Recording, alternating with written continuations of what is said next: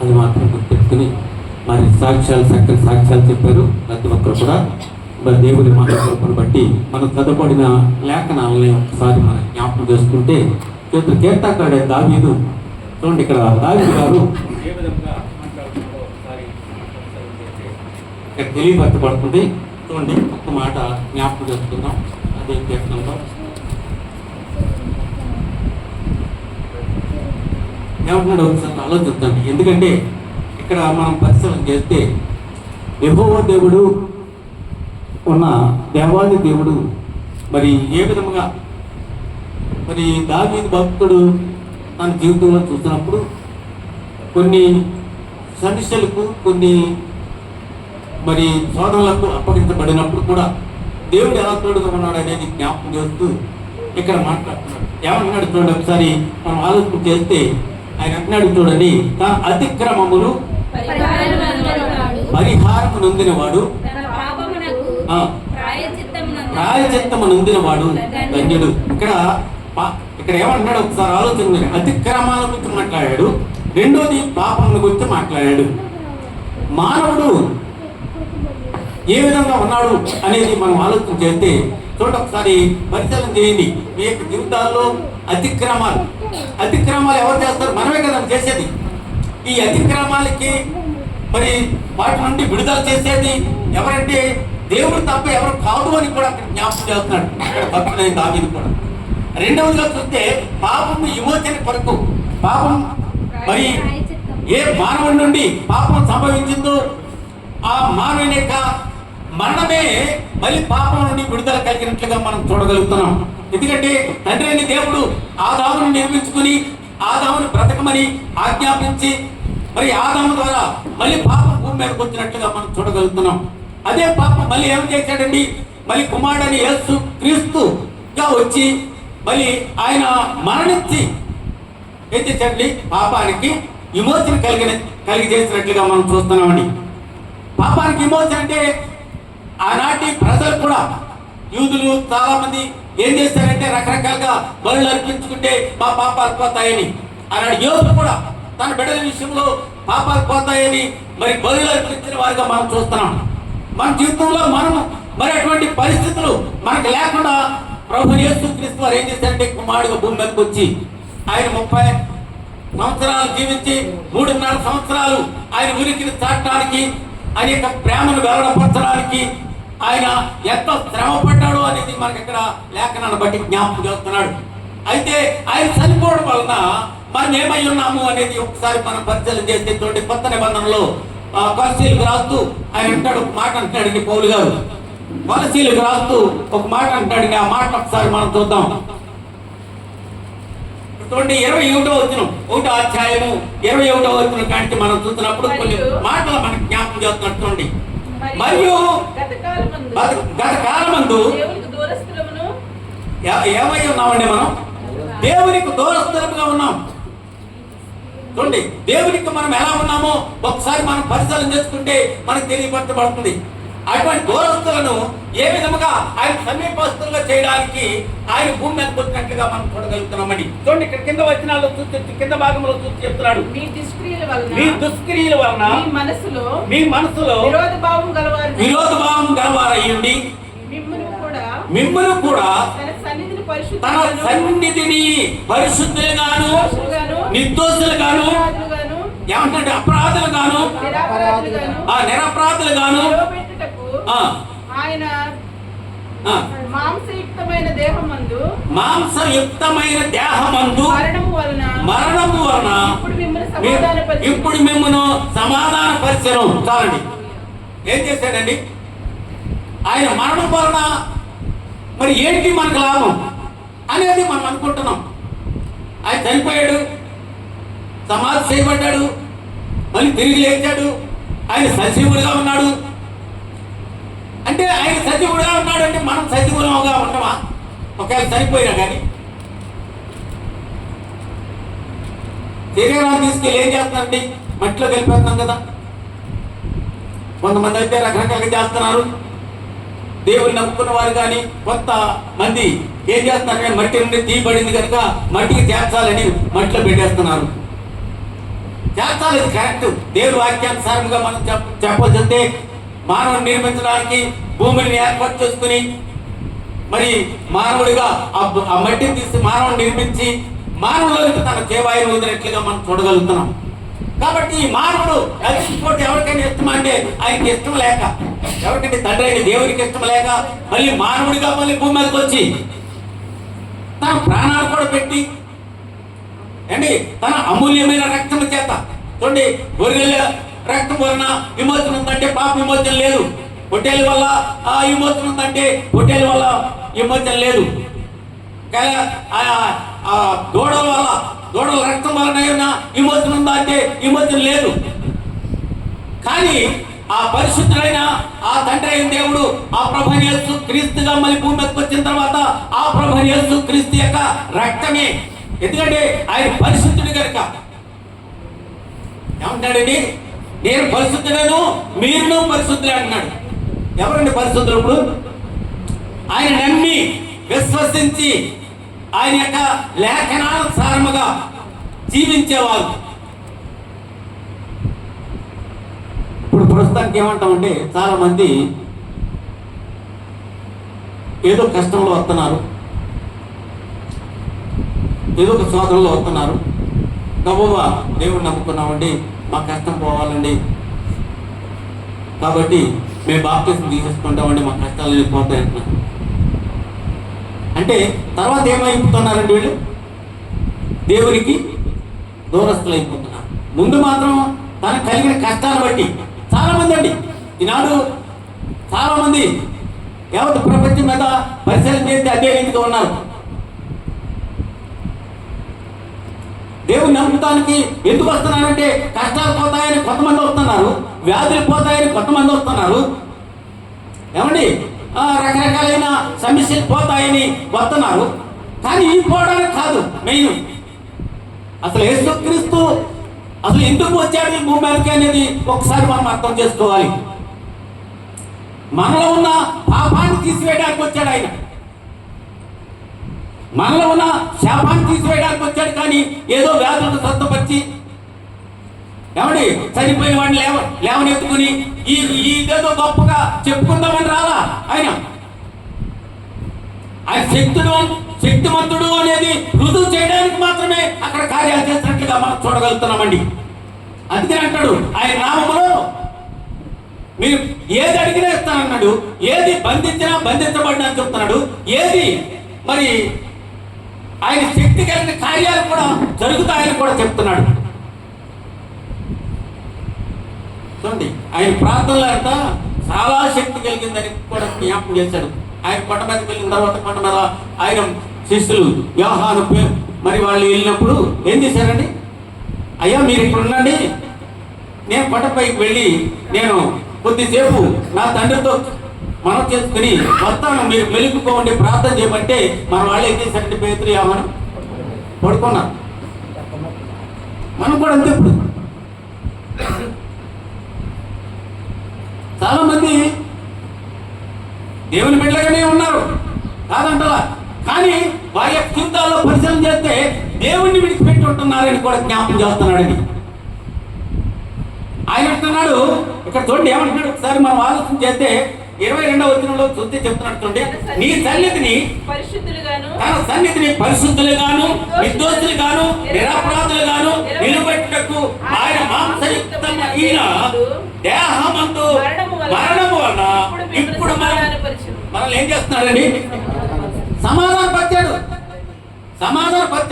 రెండవది మనం పరిశుద్ధులుగా చేర్చబడుతున్నాం. ఎందుకు చెప్పండి మనం ఎలా ఉంటున్నాం ఇప్పుడు పరిశుద్ధమని చెప్పడానికి రక్షాపదముగా, ఎందుకంటే మన శరీర కార్యాలన్నింటి కూడా ఆయన ఏం చేశాడండి, ఆయన మరణం ద్వారా అవన్నీ కూడా కడగబడినట్లుగా మనం చూడగలుగుతున్నామండి. అవన్నీ కూడా మన మీద నుండి తొలగించాడు. ఎప్పుడైతే యేసుక్రీస్తుని మనం నమ్ముకుంటామో, యేసుక్రీస్తు దేవుడని నువ్వు ఎప్పుడైతే నీ నోటితో ఒప్పుకుంటావో,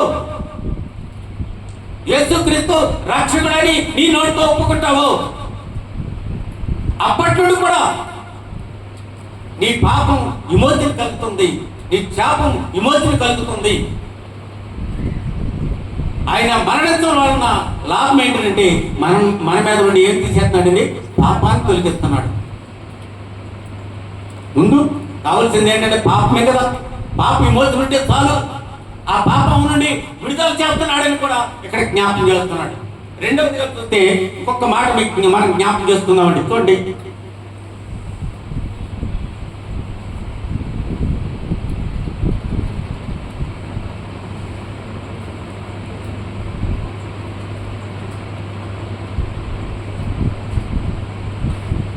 ఇక్కడ పరిశీలన చేసినప్పుడు ఒక మాట అంటున్నాడు. రోమాపత్రికలో మనం చూసినప్పుడు, రోమాపత్రికలో అపోస్తలుడైన పౌలు గారు ఇక్కడ ఒక మాట అంటాడు. చూద్దామండి. 5వ అధ్యాయంలో మనం చూస్తే చక్కని మాట జ్ఞాపకం చేస్తున్నాడు. రోమాపత్రిక 5వ అధ్యాయము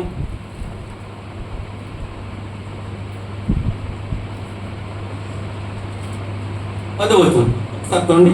ఏలయనగా శత్రువులమై ఉండగా మనం ఏమై ఉన్నామండి? ఏలయనగా శత్రువులమై ఉండగా ఆయన కుమారుని మరణం ద్వారా మనము దేవునితో సమాధానపరచబడిన ఎడల వారమై ఆయన జీవించడం చేత మనము నిశ్చయముగా రక్షించబడుదుము. చూడండి, ఆయన మన కొరకు మరణించడం వలన మనకేం లేదండి? రక్షణ అనేది కలిగింది. లేకపోతే రక్షణ ఉందండి? పాప విమోచన లేదు, ఒక రక్షణ లేదు. అపవిత్రులుగా మనం తిరుగుతున్నాం. మనం ఆ అపవిత్రత నుండి కూడా విడుదల చేసి మనం పవిత్రులుగా చేసి ఏం చేస్తాడండి? మనల్ని పవిత్రులుగా చేశాడు. మళ్ళీ మన మీద రక్షణ అనేది కూడా ఆయన చేస్తున్నాం. రక్షణ నేనే కిరీటాన్ని మనకి ధరింపజేశాడంటే, రక్షణ అంటే ఒక కిరీటం లాంటిది. నిజంగా చెప్పని చెప్తే ఆ కిరీటం ధరింపజేశాడు మనకి. ఆయన మరణం వలన మనకు ప్రయోజనాలు మనకు ఆ విధముగా ఉన్నాయని కూడా జ్ఞాపకం చేస్తున్నాడు. కాబట్టి గమనించండి, ఒక్క మాట మీకు జ్ఞాపకం చేస్తాను.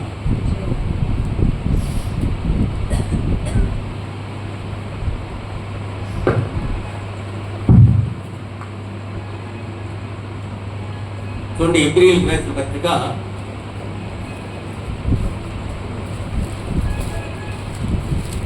2వ అధ్యాయము ఎబ్రియలు రాస్తూ 2వ అధ్యాయము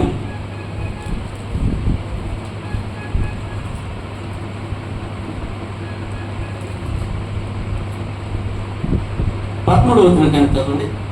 నేను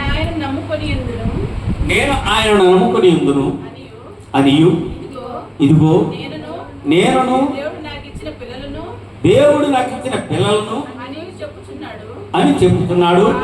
కాబట్టి ఆ పిల్లలు రక్త మాంసము గలవారైనందున ఆ ప్రకారమే మరణం యొక్క బలము గలవానిని అనగా అపవాదిని మరణం ద్వారా నశింపజేయుటకు జీవిత కాలమంతయు మరణ భయము చేత దాస్యమునకు లోబడిన వారిని విడిపించుటకు ఆయన కూడా రక్త మాంసముల్లో పాలివాడయ్యను. చూడండి, ఈ రక్త మాంసాల్లో ఎందుకు ఆయన రావాల్సి వచ్చిందండి? ఒకసారి ఆలోచించండి. రక్త మాంసాలతో ఉన్న మనము ఆయన పిల్లలుగా మార్చబడ్డానికి, ఆయన బిడ్డలుగా ఉండడానికి ఆయన రక్త మాంసాలు ధరించుకుని ఆయన భూమి మీదకి వచ్చి ఆయన మరణం ద్వారా మనకు కలిగే ప్రయోజనం అని కూడా జ్ఞాపకం చేస్తున్నాడు. అదే 5వ అధ్యాయంలో మనం చూస్తే చూడండి, ఏప్రిల్ రాసిన పత్రికలోని 5వ అధ్యాయము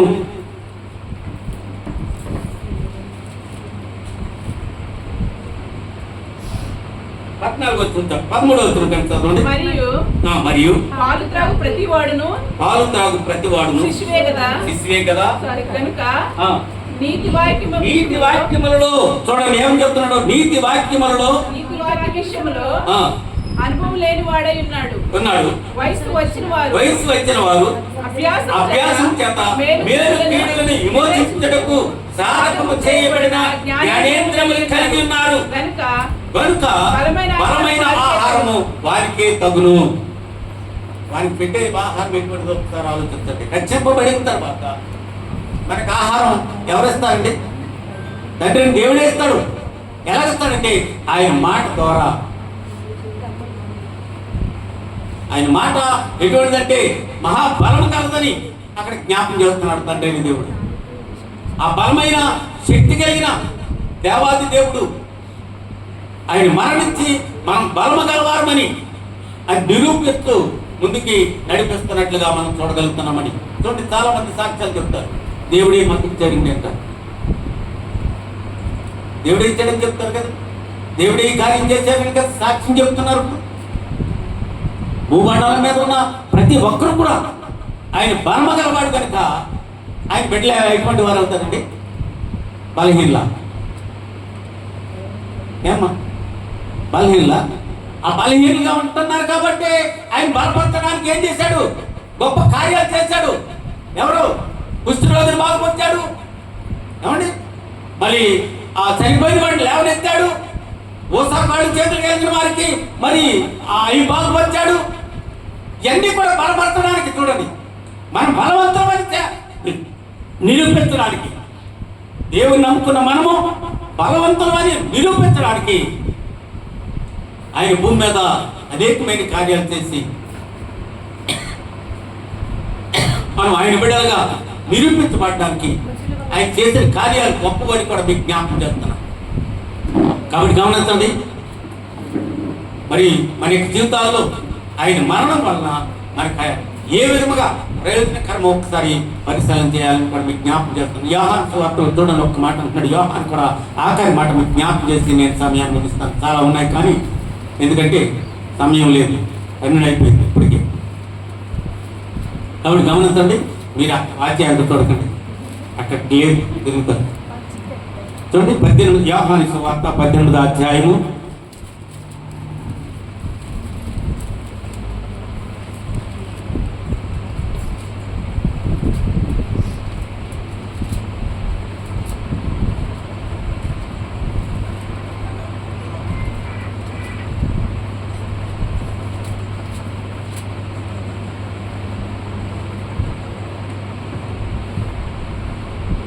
'హల్లెలూయా హల్లెలూయా'.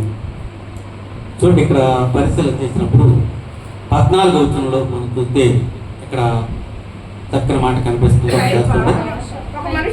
ఒక మనుషుడు ప్రజల కొరకు చనిపోవుట ప్రయోజనకరమని యూదులకు ఆలోచన చెప్పినవాడు సీమోను పేతురును మరి ఒక శిష్యుడును యేసు వెంబడి పోవుచుండిరి. ఆ శిష్యుడు ప్రధాన యాజకునికి నెలవైన వాడు కనుక ఇంటి ముంగిటలోనే యేసుతో కూడా వెళ్ళెను. పేతురు ద్వారమునొద్ద బయట నిలుచుండెను కనుక ప్రధాన యాజకుని నెలవైన ఆ శిష్యుడు బయటకు వచ్చి మాట్లాడి పేతురును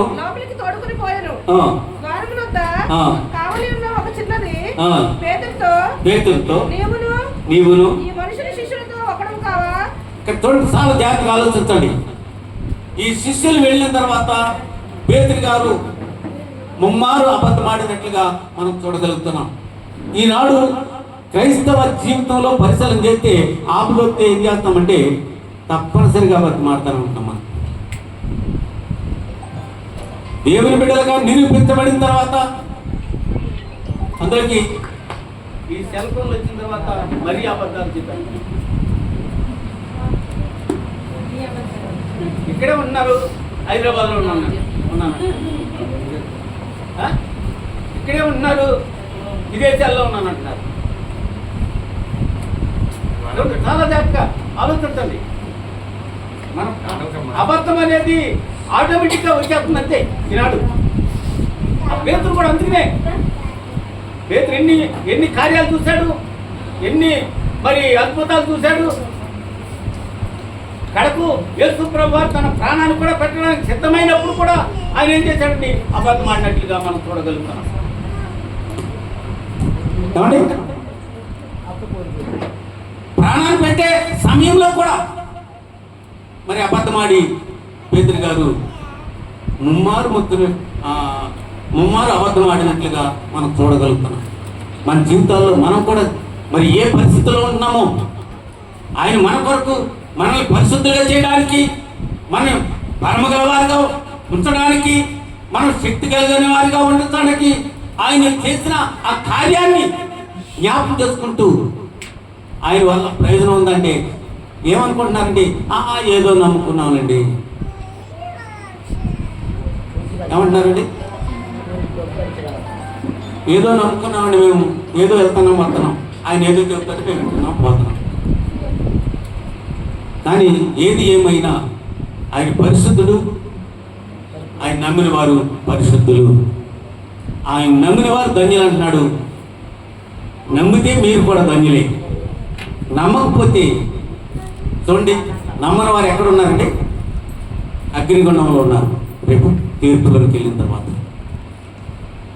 అటువంటి స్థితిలోనికి మనం వెళ్ళకుండా ముందుగానే మనందరి కొరకు ఆయన ప్రాణం పెట్టిన వాడిగా మనం చూస్తున్నాం. ఆయన అంటున్నాడు, నేను పరిశుద్ధుడిని, మీరు కూడా పరిశుద్ధులే అని చెప్తున్నాడు. అటువంటి పరిశుద్ధత కలిగి జీవించడానికి భూమి మీద మనందరం కూడా సిద్ధపడాలని నేను ప్రభుపేట మీ అందరికి మనం చేస్తూ, నాకు ఇచ్చిన సమయాన్ని బట్టి నేను ఈ సమయాన్ని ముగిస్తున్నాను. దేవుడు ఇచ్చిన కొద్ది మాటలు మన ఇంట్లో దీవించి ఆశీర్వదింపబడింది కాక. ఆమేన్.